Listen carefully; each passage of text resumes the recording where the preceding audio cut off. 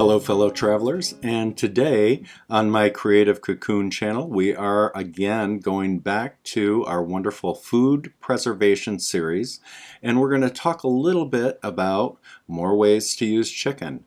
Now chicken, poultry like turkey, frankly any type of poultry, we know that we have some basic things that we can do. We can make soup, we can actually process the meat itself, we can make our broth, but sometimes I want something a little more. Now one of the things that I find extremely important for myself is when I have a 12-hour day at work and I come home and I want to prepare a meal, I want something to be quick and easy. So I like to do some meals in a jar type meals, and this is one of those, and this is bourbon chicken. I absolutely love bourbon chicken. Now, if you're somebody who would not want to put alcohol in your food, that is something that you can skip. You simply omit putting any type of bourbon in your bourbon chicken and it still tastes amazing. But those of you that don't mind and you don't have a problem with alcohol in your food, you're going to find that the bourbon adds a wonderful layer and flavor to that wonderful, wonderful meal, which is of course the bourbon chicken. So of course we are filming this after the video. The tutorial has been done. So here we go. If we go to the side camera, here is our wonderful bourbon chicken. All canned, looks amazing, tastes amazing. Now I want to say one more thing. I know one of the questions that comes up a lot is how do we know after we pressure can, for those of you folks that are very new and you feel a little insecure about it? By the way, if you do, I would definitely go watch my video where I'm actually doing the unboxing of my Presto pressure canner. I actually got a second one. It's the one that I've been using my whole life for doing pressure canning, and I absolutely love it. There are a lot of good ones out there, but definitely go check that one out. And I go deeply into the whole process and the safety that we now have with all of the modern pressure canning tools, how we can apply those safeties, and really there really aren't a lot of issues that there were years and years and years ago. But one of the things that I want to say, and I get lots of questions about, is how do I know that my food has sealed properly after preserving or pressure canning? And so let's take a second and talk about that. So I have my, let's go down to the table. I have my bourbon chicken here, and if we do a top down, so I have my bourbon chicken here, and here I actually have some chili that I believe I did 100 pints of chili, and this one was one of the little soldiers that did not seal. Now you can kind of see the button is raised on there. It's the same exact type of lid that's on here, and this one is compressed. So one of the things that I will say is when I'm all done and I've waited my time, and let's say it's 12 hours after I have taken my jarred food out of the pressure canner and set on my towel on my counter to finish processing, when I come back, what I'm looking for is this. Number one, I always remove my lids. I make sure that I take my lids off to do my test. Now with this one it was obvious. You can see that little guy has not sealed, right? Now this guy, when the lid was on, it's like it looks sealed, but I always still take my lids off. Everything's cooled down because it's at least 12 to 24 hours later. And one of the other tests that I do is I actually grab the can, if we go to the side camera, with the screw top portion off. And by the way, I do not store any of my canned food with my screw top on, because what could happen is if by chance something unseals, it can reseal if you have these tightly cranked. And actually when I give them as gifts and I do put one of these on there, I put it on, but I don't put it on tight. That way if it comes out, the person that I've told the rules that you always want to check the seal. How do I check the seal? I want to make sure to take this with the ring off. I grab a hold of just the lid and I lift the lid. I am not grabbing the glass. I'm actually grabbing the lid itself and I'm lifting, and that is perfectly attached. I know that this has a perfect seal and I don't have to worry about it. The other thing that I know is this. When I have these little guys, I also will grab a spoon or something metal, and I want you to hear the difference. Do you hear that? Almost musical. Now this one, it's dead. It's a dead sound. That means that this little guy has not sealed. I know that we do have some lids out there that are used that don't have the little button. So that's the two tests that I do. Number one, I always make sure, take my rings off and lift just by the lid to make sure everything is sealed. And that's the test. And that is definitely a way to know that you are dealing with safe food for your family, friends, and whoever else you want to share it with. Okay, so let's go face back on. All right, so there we have that. Again, this is bourbon chicken. When we're done and we come back, I'll talk a little bit about how I actually prepare my bourbon chicken when it's done, because we also want to remember the thing about bourbon chicken is that I would never want to thicken it up ahead of time. We never can anything that's thickened, and I know we talk about that occasionally in videos. There is a product called Sure Gel, which can be used during water bath canning, typically for jellies, jams, and that sort of thing. We never want to use it for pressure canning. That's not what that's used for.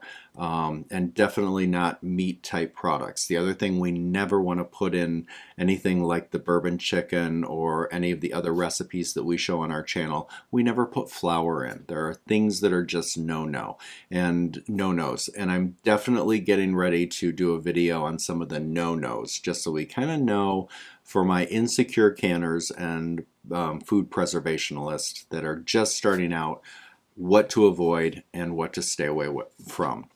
The other thing that I would say that's important to stay away from is also, we want to remember whenever we're using anything that's a root vegetable, let's say onions, carrots, garlic, beets, anything that comes up and out of the ground. The ground is a great place to hold bacteria. We never want to serve or prepare when we're getting ready to can anything like carrots that have not been peeled. We always want to wash well and then peel, and then actually I give another rinse to those. That is a great place in the ground to hide botulism spores. So those are things we also want to keep in mind when we're doing our food preservation. That being said, it is a safe and wonderful way to prepare for your family's future and also save a lot of money and also keep people nourished. So let's head over to the kitchen and let's get started on our bourbon chicken. Okay, so here we are. We are in the cooking kitchen, the canning kitchen, which is our little galley that we do our processed food. And I have everything prepped. Now, I have everything not just prepped, but also everything ready to go. I don't want to be messing around. I don't want to be dealing with disorganization when I'm getting ready to cook or to definitely to preserve food. And using the pressure canner, I want to make sure everything is all set. I have my jars all soaking in hot water. So they are coming to room temperature because we are doing a hot pack. That means that everything in the jar is going to be hot. I also have all of my utensils out and ready. And then as far as that goes, I always start off before I start anything after I clean my area with the wonderful Stearamine. Now, I actually have a little bit of a video on the channel that talks about this. This is a wonderful product, whether or not you preserve food or whether you just have a kitchen which you want to keep safe. This is an absolutely wonderful product. I always sterilize my area. I clean my hands real well. I actually use a little bit of this on my hands after I clean them. And so I always start with that. Let me get that out of the way. Now, let me go over a few things that we have going on here. I have 10 pounds of chicken here, so I'm actually doing a 3-batch pack. Now, when I talk about the recipe and when you look at the recipe down in the description, that is for 1 batch. Now, I have tripled that to do a triple batch, so I have a 10 pound. A single batch is going to take approximately 3 to 4 pounds. I say 2 to 4 pounds depending on how saucy you like your bourbon chicken. Today, of course, we are doing the bourbon chicken as we talked about in the introduction that was filmed after this is all done, so you can see the finished product. Now, the chicken I have has been cubed and it's ready to go. And it just came out of the refrigerator. So it's nice and cold, cold, cold. And in a minute, I'm gonna go ahead and I will be putting that back in the refrigerator until we're ready. Now over here, what I have is I have my wet ingredients. In my wet ingredients, what I have is, and I'm gonna give you the amounts for a single batch, and that means approximately 3 or 4 pounds of chicken. For a single batch, you would need 1 cup of chicken broth, 1/2 cup of apple juice, 2/3 cups of a soy sauce. I'm using Mrs. Bragg's liquid aminos. I absolutely love that. I also have 2 tablespoons of the apple cider vinegar. I actually put 3 tablespoons in. Also in this mix, the wet mix right here, I have mixed, for a single batch, it would be 1/3 cup of ketchup. Now I like to cut that by half and substitute for the other half. So I have half of 1/3 of a cup, and then I use a chili sauce. Now this is a ginger chili sauce that you can find at any grocery store. This happens to be a specific brand for our local grocer, but you can find a chili sauce that works for you at your store. Now you can use this in place of the ketchup or included mixed in with the ketchup. The ketchup I used was actually low sodium. I am cooking with everything low sodium. The chicken broth that I used in here was no salt. I like to make my broth without salt because I'd rather add all of my salt when I'm getting ready to cook it for an actual meal. Now, the other thing that I added, because it's bourbon chicken, is bourbon. And I'm using the Evan Williams Kentucky bourbon, and that would be 1/4 of a cup.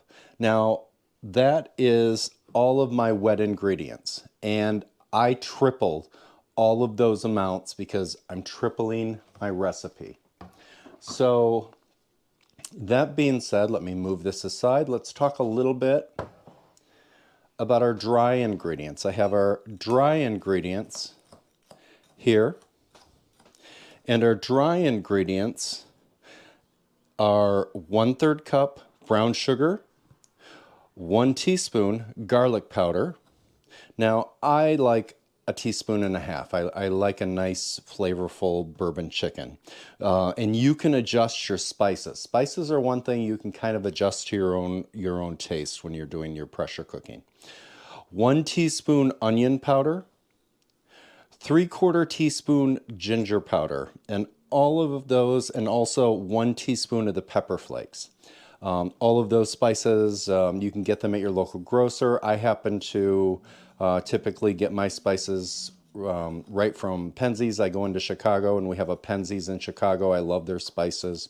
They're always fresh, they're always good, they last a long time, and the flavor is just, I find, top notch. But again, any of the spices you can get at any grocery store. So that is my dry ingredients. So I am simply totally ready. Now, let me say this. What I'm going to do is I'm going to start by making my sauce on the stove top. We're going to mix it all together. We're going to bring it to a simmer. And then I'm going to add my chicken to that. Now, I'm using chicken breast because I'm clearing out freezers. But the one thing I would suggest is to, if you are going to, when you do cube up your boneless, skinless chicken, you probably will want to use thighs along with your breast if you're going to use breast. Now, I didn't have any of the thighs, so I'm going to be using all breast meat. And because it's in that wonderful sauce, it should be moist and fine and wonderful. Just know that typically your chicken thighs are gonna be a little more tender, a little more juicy. So that's something to keep in mind. I also, when I cube these up, I cut all of the fat off because I want as much fat gone as I can have gone, because we want to always, when we're using meats, try not to have a lot of fat on any of the meats that we are pressure canning, because that can cause an issue with sealing. Now, obviously, there are some things we cook that are automatically going to produce some fat, such as sausage patties and those sorts of things. But with chicken and also beef, if there's a lot of fat on there, you want to cut all the extra fat off. Okay, so the next thing we're going to do is we're simply going to hop over to the stove and we're going to mix our dry ingredients with our wet ingredients, and we're going to get that simmering before we add the chicken. And I do not put my chicken in my jars. We are using pint jars. That is what the USDA has deemed completely safe. And so I'm going to stick with the pint jars. I know a lot of people have recipes and they say to go ahead, you can do it in pints or quarts. Most of the time when I'm doing any type of meat like chicken or beef, I like to use pints because I know that the heat from the pressure cooking is going to go all the way through. And there are very few exceptions, but there are a few exceptions. But this isn't one of those exceptions. So I'm going to be doing pints. So we will meet you at the stove. Okay, so I have our wet ingredients in our stock pot, and I'm going to bring that to a slow simmer before I add my dry ingredients. And the reason I like to do that is I don't want to add my dry ingredients into my wet ingredients, because I don't want my dry ingredients to ball up. And I find that if the wet ingredients, at least for something like this, is already warm, then when I add the dry ingredients, it will automatically help dissolve the brown sugar and the powders that are in there. Also, I want to remind everybody, a lot of times people with a dish like this with bourbon chicken will want to thicken it as they're doing their preserving. We don't want to thicken anything. Now, I know we talked about that in the introduction, but I want to remind everybody that we never want to thicken our products like this before we actually preserve it. Now, obviously jams and jellies, you can use something like Sure-Gel. And I know a lot of people would think, well, can I just go ahead and add cornstarch and thicken it? No, no, no, no, no. We don't do any of that again until after everything's all done and it comes out of the jar and you're ready to eat it. Then you go ahead and you add some cornstarch to water to thicken your gravy that's in with the chicken. We never want to add those things in. The USDA says that's a big no-no. Now, the Sure-Gel is made for water bath canning for things like jams and jellies, but we don't want to use that with pressure canning. Sure-Gel is not proven safe for pressure canning. We definitely want to make sure that we follow all the safety precautions we can. We can play a little bit with recipes, and again, we can always look at the wonderful USDA book. And again, I know that I actually talk about that on the site. I have a whole video that talks about utilizing that book. But that's something that you definitely want to follow some of the rules. And some of those rules that I definitely follow are we never thicken anything before, like gravies or anything like that. We don't want to add flour. Flour is a no-no. So we're waiting for this to heat up.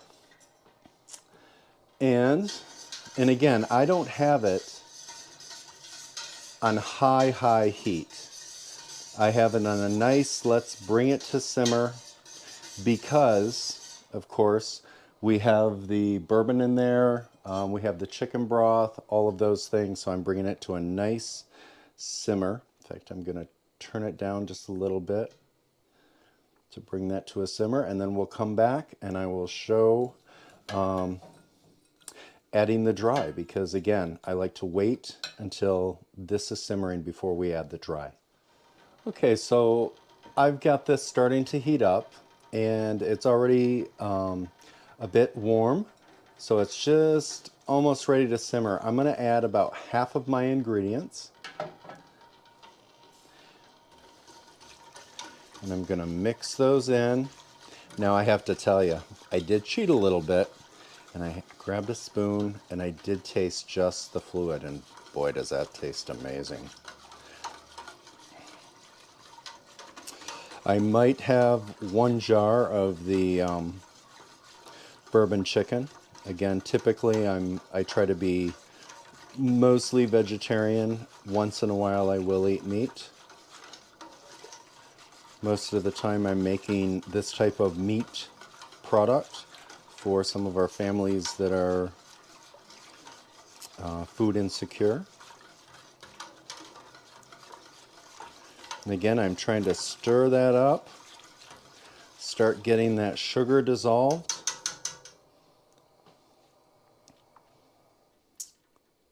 Readjust my heat. Now I'm going to go ahead and I'm going to add the rest of my dry ingredients.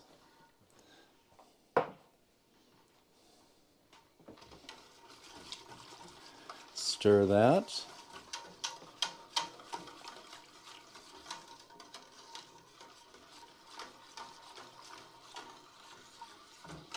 Now we have a really nice amount of chicken.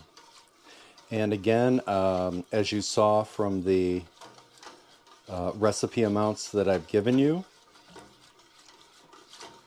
if you have like a half amount more than what's called for of chicken, what you may want to do is to up the chicken broth. That's not going to harm anything. So like I said, if you want to have a little bit more fluid when you preserve this, this would be the time that you might want to add a little bit more of your chicken broth. The chicken broth is something you can up and it's not going to affect the recipe or the safety of preserving this particular recipe. So we're going to let that simmer for about 5 or 6 minutes. I'm going to turn it down to low. You can see it starting to smoke. I don't want to boil it. I just want it to simmer. Okay, so now we have a barely simmer. So it is nice and hot. Everything is dissolved and mixed in. And I did take a little taste again, and it was yummy. So now what I want to do is I want to start adding my chicken, because the one thing that I really don't want to do with this sauce, remember we still have an hour and 15 minutes of pressure canning where this is going to be under a lot of pressure. We have sugar in there and we have some things in here that I don't want to burn, right? We don't want a burnt flavor with our brown sugar in there. But we do want our chicken, even though we don't want it fully cooked, I want it to start to cook. I want to get it into that sauce before we actually start pressure canning it. Now, one of the things that a lot of folks will do is they will go ahead, let me turn that sideways, do the naughty and turn my handles towards me for the camera angle. A lot of people will go ahead and what they will do is they will barely brown their chicken. Now I like to just go ahead, get my sauce warm, and add it in there, and then I'm going to let that simmer on a low heat for about 5 or 6 minutes. Now that chicken's not going to cook through, but it's going to start to solid up a little bit. And the reason I want to do that before I pack it into my jars is I want to make sure that the surface of the chicken has started to cook.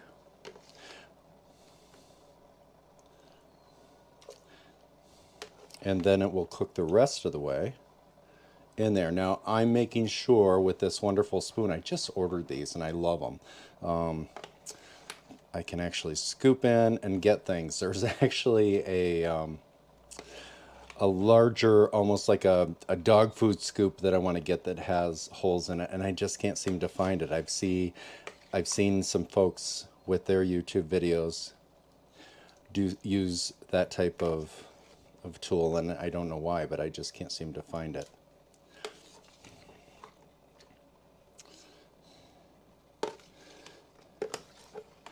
But these holes, they come in handy because this chicken, when I cut it, it was partially frozen, and so there is a lot of fluid in there that's come off of it. And even though I have drained it once, there is now more fluid, and I don't want that fluid in my bourbon chicken. So I'm going to continue putting that in. Almost there. Let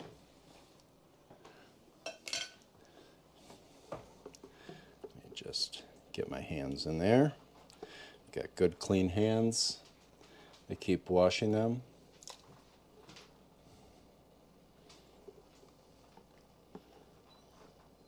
Okay. So now I've got that.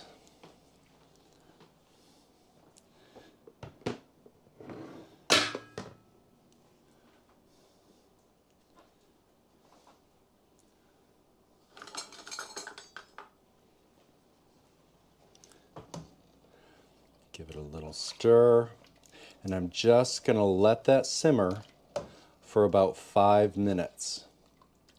Now you'll notice I've got to go into the other room and set my timer on my phone because I'm not wearing a watch. I always want to make sure I do to take my watch off, and rings and anything when I'm working with food, especially if I'm going to handle it, before I wash my hands well. And now we're going to go ahead, let that simmer for about 5 minutes, and then we'll come right back. So our chicken has partially cooked. It is not fully cooked. I don't want it fully cooked, so now I'm going to turn that off. It's nice and hot. We already have our jars nice and hot. So what I'm going to do is I'm going to prepare over at the table. I'll take you back to the table and we will pack jars. Now the other thing I'll do at the same time is I will go ahead and I will put on my pressure canner, and I will start my water simmering. I have 3 quarts of water in my pressure canner, and I have put a little bit of white vinegar so I don't have cloudy jars, and we will start simmering those since we're going to be packing jars.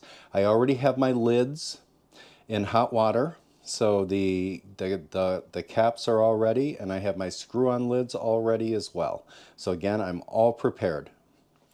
Okay, now again, I have already steamed the area, so everything's good and clean. I have my nice hot jars. I have my hot pack food. I've re-washed my hands. All of my utensils are clean. I've got my little bottle of doodads that I'm going to need, all sterilized and ready. I've got my vinegar bowl all ready. This cloth has been soaked in the stearamine, so anytime I have a spill, I'm going to keep it clean. So the first thing I'm going to do is I'm going to start with my first 8 jars because I'm assuming that I'm going to have a couple layers if I'm lucky. I'm going to first put my chicken in. Now my chicken, let me try to move this out of the way a little bit. My chicken, I'm going to fill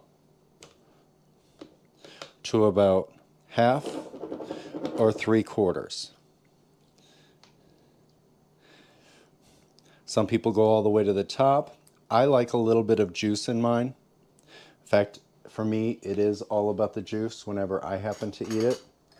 So I am going to not pack hard, and I don't want to break up that chicken, but for me, that is kind of what I'm heading for a pint.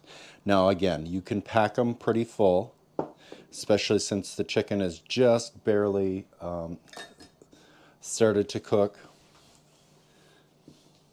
So it's not going to all glob together, so to speak. So I'm going to go ahead, I'm going to add my chicken to my jars first.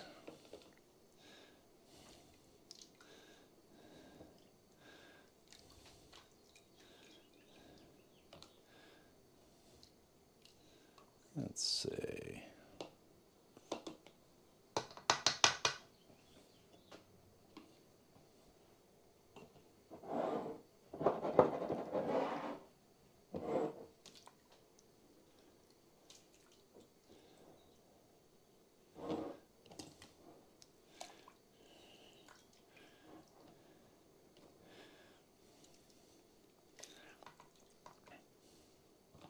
And I'm not using the ladle without the holes because I kind of want to make sure that I can see how much chicken I have. If I use the ladle, what'll probably happen is that I might get too much sauce and not enough chicken. And again, that's all going to be personal taste. I'm on my first date, which is going to be my first layer. Now I'm going to go in with my bourbon sauce, and I'm going to fill up to 1.25 inches. So actually normally we would go 1 inch, but I'm going to go 1 1/8 inches to 1.25 inches.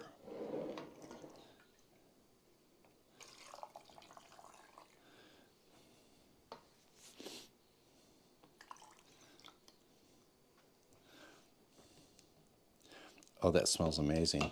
I'm tempted to taste it, but of course my chicken's still partially raw. So that's not going to happen. Now, of course, once I go ahead and I get the juice in these 8, I'm going to go with my debubbler and I'm going to go into the sides.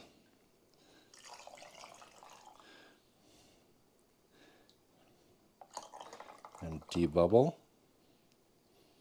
In fact, let me go ahead and do that right now just to kind of show you. Let me set this off to the side there. Okay, so here we have our jar. We have our little debubbler. I want to go on all 4 sides. And I can do that with this chicken, and everything's fine. And I can actually kind of wiggle my way right through the middle to get rid of any air bubbles. I want to make sure to do that. Now I'm checking the level of my jar, and the level of my jar is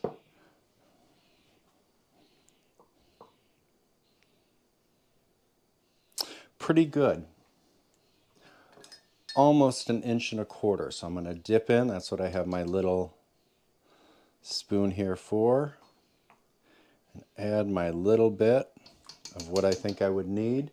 So okay, so that's what I'm going to do to finish off my first 8. And then I'm going to go ahead and I'm going to put my lids on. We'll do finger tight after that. And we'll get this first layer in there and then we'll start on the second. So we have the first 8 jars all set. I've got my white vinegar. Again, because we don't want any fat to impede the sealing of the jars, we're going to clean the rims of each of the jars well. The white vinegar will cut any fat and help promote a safe seal.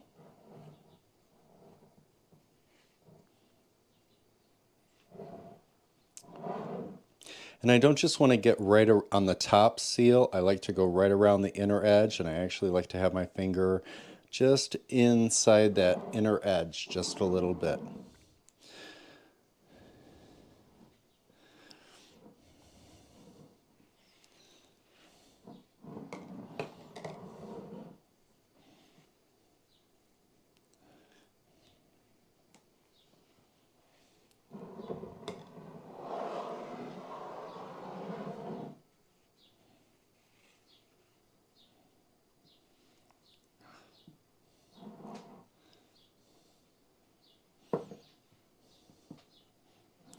pretty.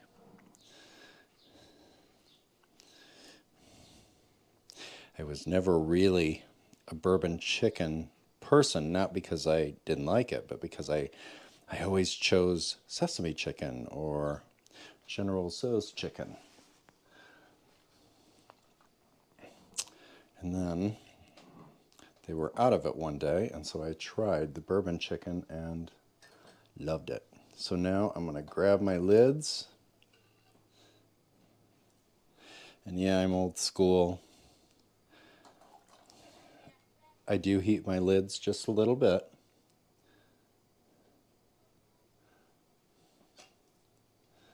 I like to make sure that everything is going to seal nice.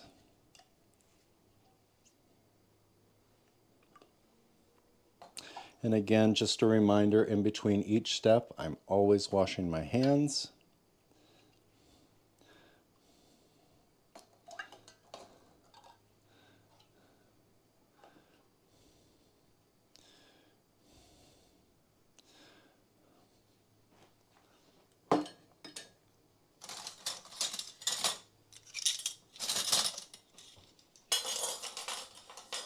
Rings go on, and again, remember, finger tight, so that means I feel resistance. I'm going to go about a ½ inch more. Got that on. Get it started. I feel resistance, ½ inch more. Screw it on. I just, remember, no wrist action, always fingertip, finger tight, ½ inch more.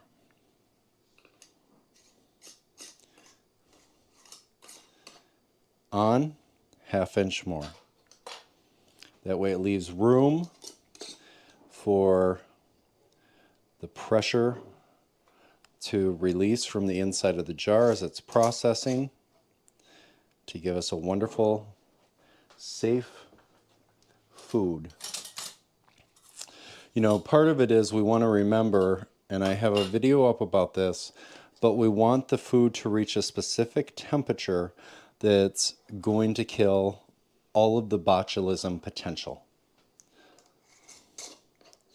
And once you do that, as long as you follow safe handling procedures, you know that your food is safe to eat. Very rarely, well, first of all, the only time typically we run into any issues, I just wanted to double check that because I was yammering. There we go. Okay. The only time we really run into any issues is when people don't follow safe handling procedures. So now I have, of course, my water simmering. I'm going to put my first layer. Now remember, in the bottom of my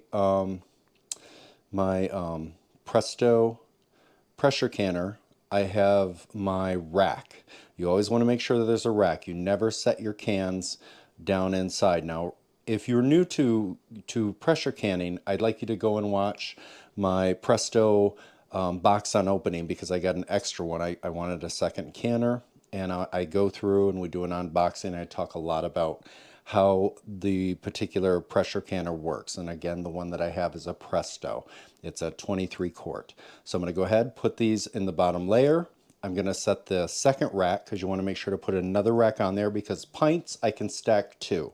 So we can do 8 and 8 is 16. I've heard people say that they can do 9 in a layer. I don't like that because then the jars tend to touch, and I don't want them touching during that 75 minutes for pints of processing. So I like to keep it at 16 max. 8 in the bottom, 8 in the top. And we do not mix quarts and pints. I don't. It's all pints. All right, so I'm going to go ahead, put these in, and then we will do the next 8, and then we'll come back and we'll continue.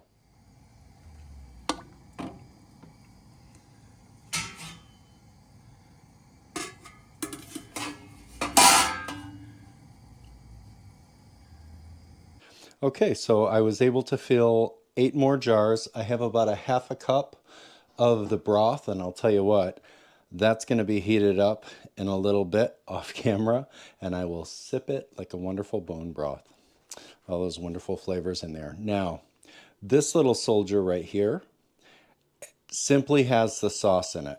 All of them, the other 7, have the complete bourbon chicken, and then one simply has just the sauce. So that was kind of perfect. Once in a while, you know, I like to simply have rice with a little bit of the sauce on it. And sometimes it's nice to have an extra jar when I make this to add to soups, because the flavor is wonderful. Now I will lid just like you saw before. These 8, these will go in the top layer. And then I will, of course, put my lid on. Bring it up to, for me in my area, it's going to be 11 pounds pressure. I usually go about 13 pounds of pressure just because I like to have that little safety as my heat adjusts throughout the 75 minutes. With pints, this is going to process for 75 minutes. I don't do quarts.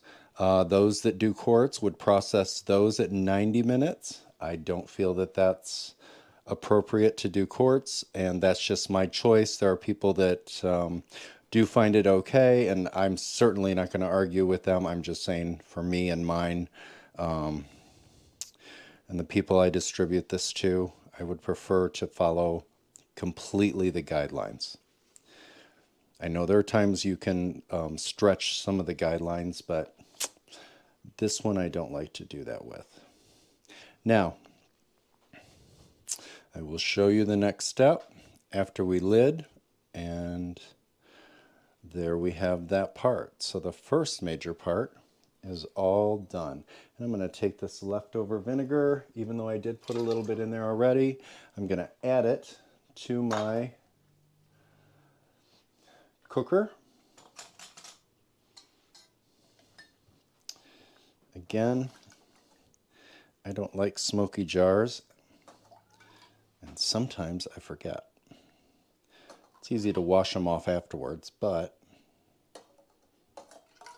I'd rather not have to deal with it. The one that doesn't have the chicken in, I will recognize once they sit and cool, and I will label that accordingly and date. Remember, we're going to label and date. You always want to label and date all of your stuff. All right, I'm going to grab my other 2 lids and put those on, put it in the pressure canner, and then we'll go from there.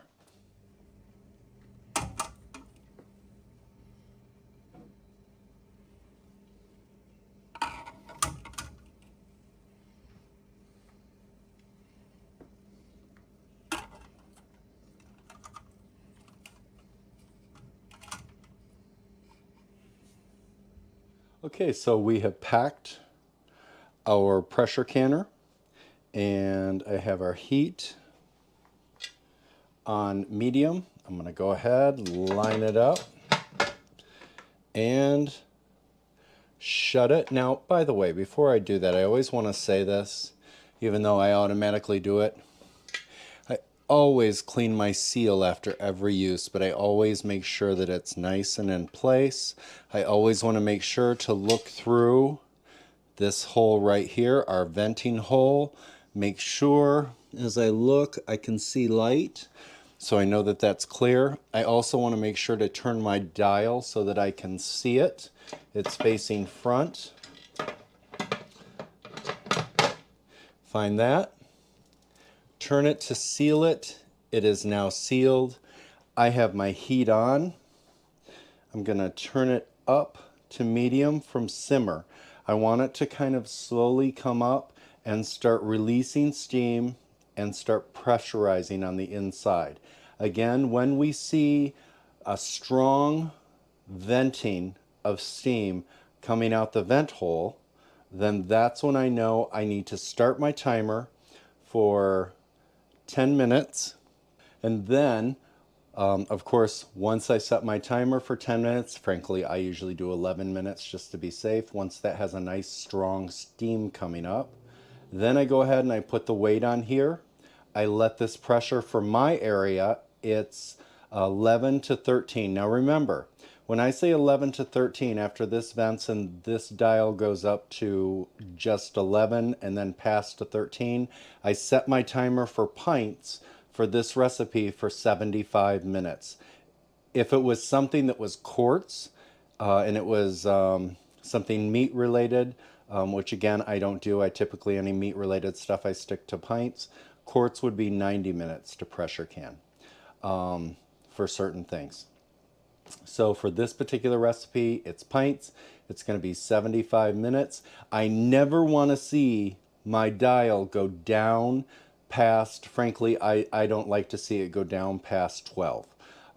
If it does go to 11 and a little below, I have to start my timer all over again. It can never go down below 11. It can go higher. Now, we don't want it past 15 because that's too much pressure in there. That's why we have all the safety things that'll kind of blow so we don't have any issues with explosions or anything. That's why this is an amazing canner. But again, I like to keep it at about 13 for 75 minutes, but never let it go down past the 11. Now, if you're in an area that's higher than 1,000 feet, we are not. You will have to check your altitude number, because a lot of people, I believe it's 13 to 15 they have to keep it at. But for my altitude, it's 11 for 75 minutes. Okay, so I want to say, let me see, do I have something that you can see? I guess not. I can put my hand there.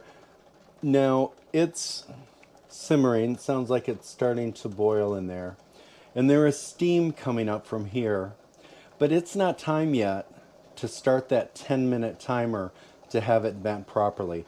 We want a strong bit of steam coming out of here, not a baby steam.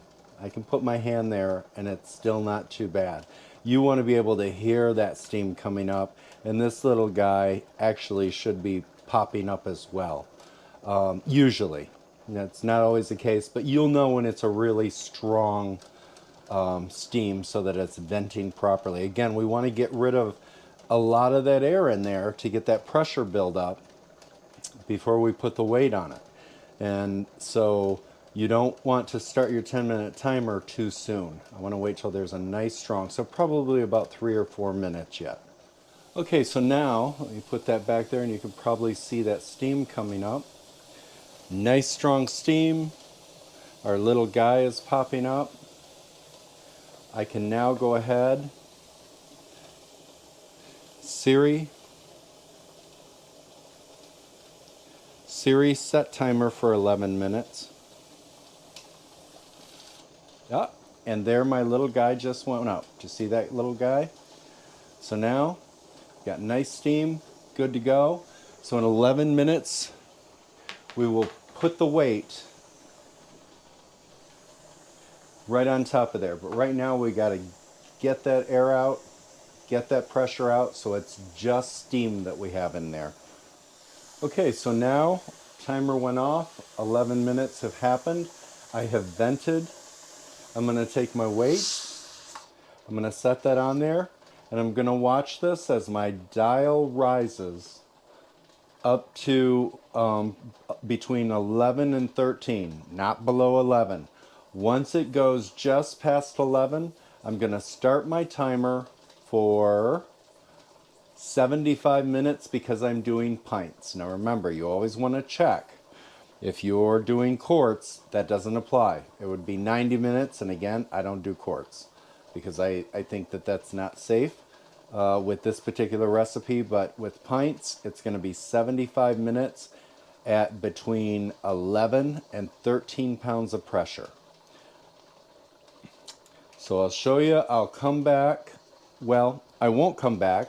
When it reaches between 11 and 13, I will start my timer, and I will also have to adjust my heat on my stove.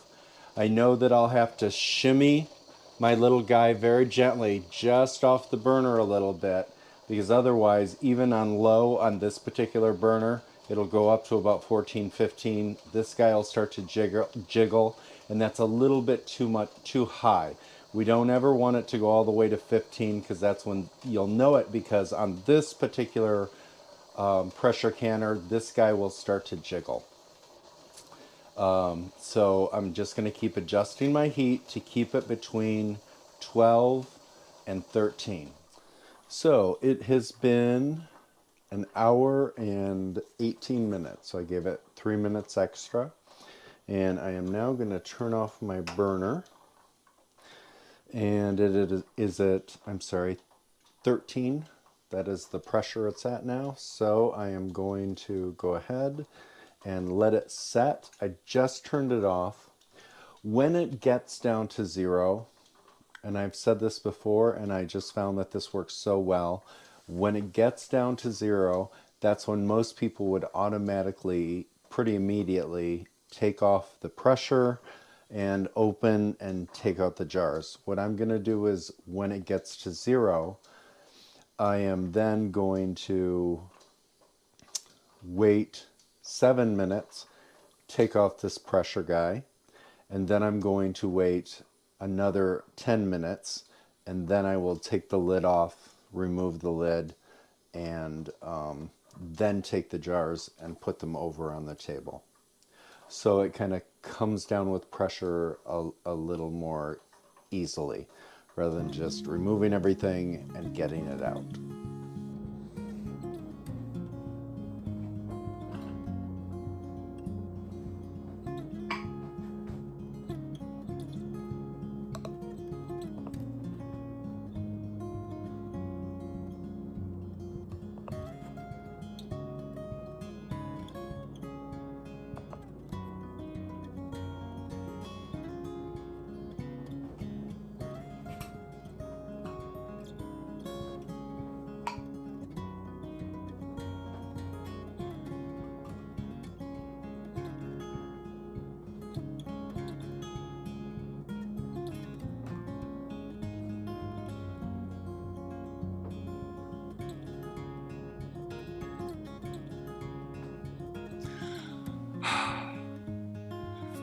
Doesn't that look great? Not that, not that, but that looks great. So, and it tastes incredible. Actually, I did finish drinking that juice that you saw at the end there, and it was wonderful. Had it like almost like a little sippy broth at the very end. That's one of the wonderful things about food preservation too. You get all the yummies afterwards, when all of the holiday decorations have been taken down, so to speak. All right, so we have our bourbon chicken. Now, one of the things that I like to do with my bourbon chicken is I do like to serve it on rice, whether I'm making fried rice or just plain regular rice. I also like to serve it on noodles. I make a lot of homemade noodles, or if you just want to purchase some noodles at the store. It's great on a lot of different things. I also sometimes like serving it on crusty sourdough bread. That tastes really, really good, and sometimes it's wonderful to be able to dip and scrape that bread right through that wonderful thick gravy. But we want to remember, this right here, that's not thick yet. We don't want it to be thick. This is done and ready to then make more amazing. So when we do that, when I take my bourbon chicken and I bring it out of my pantry and I want to utilize it for a meal, one of the first things I like to do is when I pop my lid and pry it open, and we want to remember these lids are only good once. The rings we can use and use and use and use, but we do not want to reuse these guys. I don't care what anybody says that you watch or listen to. You never reuse, especially these, like this is definitely a ball lid. I'm not talking about the ones that are made to reuse. I'm talking about just regular canning lids. Those do not get reused. So what I do with the can is I remove all of the fluid into a pan, and then of course I take some cornstarch, You could use flour if you like to thicken things with flour in your broths or your gravies, but I like to use, for this particular product, I like to use a nice cornstarch, which I always pre-mix with water, and then I slowly add and let it simmer and thicken, and then when it starts to get thick, that's when I add the rest of the solids that are in the jar and bring to a full heat. And then typically I do use my meat thermometer, and I always check the temperature on my food when I'm cooking at home. For me, with the bourbon chicken, I like my temperature to read about 165, 160, something like that. That's just something that I like to do for food preservation. Again, safety is a big deal to me. So that is many of the different ways that you can use this. The other thing is sometimes I will simply, if I'm making a soup, such as like a bean soup or any type of soup, and I just want a little extra flavor, and it could be this, it could also be my beef stroganoff mix, which we also have up on the channel. It could be one of my turkey or chicken soups or anything like that. Sometimes I just like to throw that in with some beans just to add some flavor, or chili. If I have chili and that crock pot keeps going down, I might grab one of my jars from my pantry, or one of my families that we distribute the food to. They might choose to do that just to kind of stretch things out a little bit. So there are many ways to use this wonderful dish. So I hope you enjoyed that. And again, you can always omit the bourbon, but you can never omit the love that you put into making your food. So on that note, know you're loved, take care of yourself, take care of each other, and we will see you all down the road. Goodbye, everybody.